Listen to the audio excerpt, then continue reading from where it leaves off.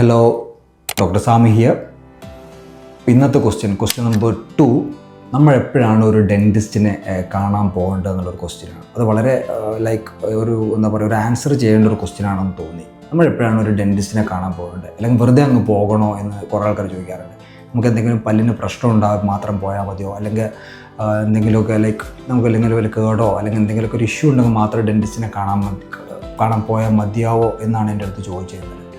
അതിന് ആൻസർ പറഞ്ഞാൽ കൊള്ളാവുന്നുണ്ട്. സിമ്പിളായിട്ട് പറഞ്ഞു കഴിഞ്ഞാൽ, നിങ്ങൾ ഒരു പ്രശ്നമില്ലെങ്കിലും വർഷത്തിലൊരിക്കലും ഒരു ഡെൻറ്റിസ്റ്റിനെ, നിയറസ്റ്റ് ആയിട്ടുള്ള ഡെൻറ്റിസ്റ്റിനെ പോയി കണ്ടിട്ട് ഒരു നോർമൽ ചെക്കപ്പ് ചെയ്ത്, ഞങ്ങൾ പറയുന്ന പോലെ ഒരു സ്കെയിലിംഗ്, ക്ലീനിങ് ഒക്കെ ചെയ്ത് വരുന്നത് നല്ലതായിരിക്കും. അതിന് കാരണം എന്താ ചോദിക്കുമ്പോൾ, നിങ്ങൾ പോയി എല്ലാ കാര്യങ്ങളും, നിങ്ങളുടെ പല്ലുകളെല്ലാം ഒന്ന് ചെക്ക് ചെയ്ത്, ഒരു ഇഷ്യൂ ഇല്ലെങ്കിലും ചെക്ക് ചെയ്ത് നിങ്ങളത് എല്ലാം ഓക്കെ ആക്കി കഴിഞ്ഞ് നല്ല വൃത്തിക്ക് ക്ലീൻ ചെയ്ത് വന്നു കഴിഞ്ഞിട്ടുണ്ടെങ്കിൽ ഓക്കെ, നിങ്ങളും സാറ്റിസ്ഫൈഡ് ആകും, ഡെൻറ്റിസ്റ്റും സാറ്റിസ്ഫൈഡ് ആയിരിക്കും. കാരണം അതൊരു റുട്ടീൻ, നിങ്ങളുടെ ഡോക്യുമെൻറ്റ്സും കാര്യങ്ങളും ഇതൊക്കെ ഉണ്ടാകും. പിന്നെ എപ്പോഴെങ്കിലുമൊക്കെ വരുമ്പോൾ എന്തെങ്കിലും ഉണ്ടെങ്കിൽ, നിങ്ങളുടെ ഹിസ്റ്ററി ഉണ്ടെന്നുണ്ടെങ്കിൽ അവരതിനെ പ്രോപ്പറായിട്ട് അതിനെ മാനേജ് ചെയ്യാൻ പറ്റും.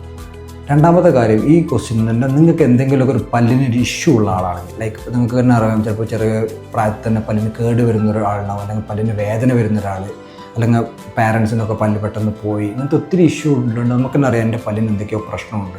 അങ്ങനത്തെ ആൾക്കാർ നിർബന്ധമായിട്ടും 6 മാസത്തിലൊരിക്കലെങ്കിലും നിയറസ്റ്റ് ആയിട്ടുള്ള ഡെൻറ്റിസ്റ്റിനെ കാണണം.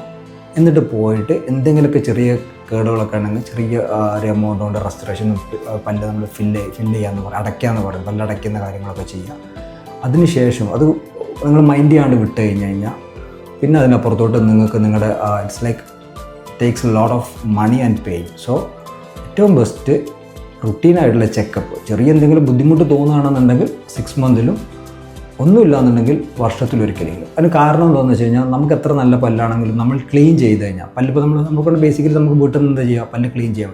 നമ്മൾക്കൊണ്ട് 99% നമുക്ക് ഒരു ഏരിയ ക്ലീൻ ചെയ്താലും ദർ വിൽ ബി സം 1%. അപ്പോൾ ആ ഏരിയയും കൂടെ ഒന്ന് പ്രോപ്പറാക്കി ക്ലീൻ ചെയ്ത് നമുക്ക് എന്ത് ചെയ്യുക, കറക്റ്റായിട്ട് നമുക്കതിനെ മോണിറ്റർ ചെയ്ത് കൊണ്ടുപോകാൻ പറ്റും. അപ്പോൾ എൻ്റെ അഡ്വൈസ് എന്ന് വെച്ച് കഴിഞ്ഞാൽ, എന്തെങ്കിലും ഇഷ്യൂ ഉണ്ടെങ്കിൽ 6 മന്തിലൊരിക്കൽ നിയറസ്റ്റ് ഡെൻറ്റിസ്റ്റിനെ കണ്ടിട്ട് എന്തെങ്കിലും ചെറിയ കേടുകളോ അങ്ങനെ എന്തെങ്കിലുമൊക്കെ ഉണ്ടെങ്കിൽ അതൊക്കെ നിങ്ങൾ സാധാരണ അടച്ചു കൊടുക്കുക. അതില്ല, നിങ്ങൾ ഒരു വേദന വന്നോട്ടെ എന്നിട്ട് ഞാൻ പോയി കാണാം എന്നുണ്ടെന്നുണ്ടെങ്കിൽ നിങ്ങൾക്കത് സാമ്പത്തികമായിട്ടും നഷ്ടമാണ്, നിങ്ങൾക്കത് ശാരീരികമായിട്ടും, കാരണം അത് ട്രീറ്റ്മെൻറ്റിൻ്റെ ആ ഒരു രീതിയൊക്കെ മാറും. സോ ഏറ്റവും നല്ലത് prevention is better than cure. Okay, thank you. നാളെ വീണ്ടും അടുത്ത ക്വസ്റ്റ്യനുമായിട്ട് കാണാം.